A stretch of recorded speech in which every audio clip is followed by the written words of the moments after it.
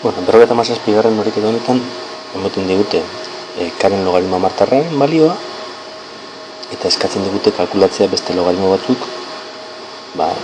beren menpe daudenak edo, horren zer egin behar dugu.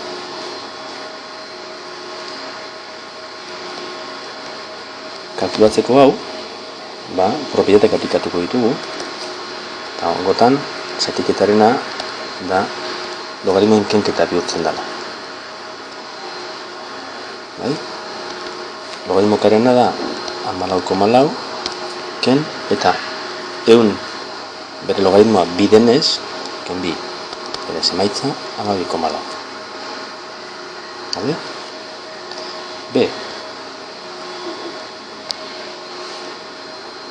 Logaritmo 0,1 bider k. Hau, batuketa bihurtuko dugu. Logaritmo 0,1 gehi logaritmo k.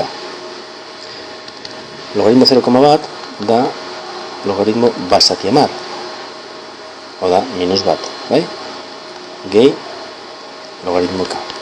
Hau da, bat zati amarren logaritmo amartarra minus bat denez, da minus bat gehi 14,4.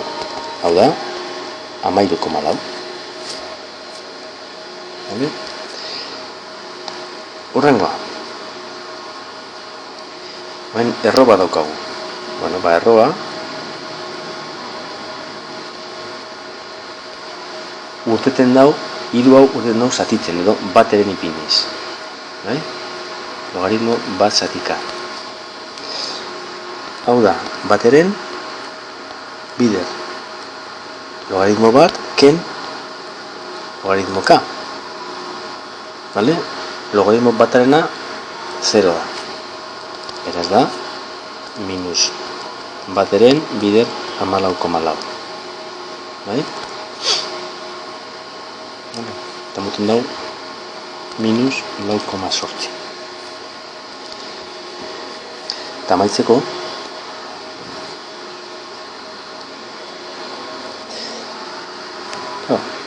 hemen, trampa dago, hau, logaritmo karen erroa. Erroa kanpun dago, logaritmoen kanpuan, logaritmo barruan dago. Erroa ez dago barruan. Erroa barruan egongo bazan, bat biren atarako genuke kanpora. Baina, erroak hartzen dago bere barruan logaritmo osoa. Beraz hau da, automatikoki erro 14,4. Ya está. ¿Vale?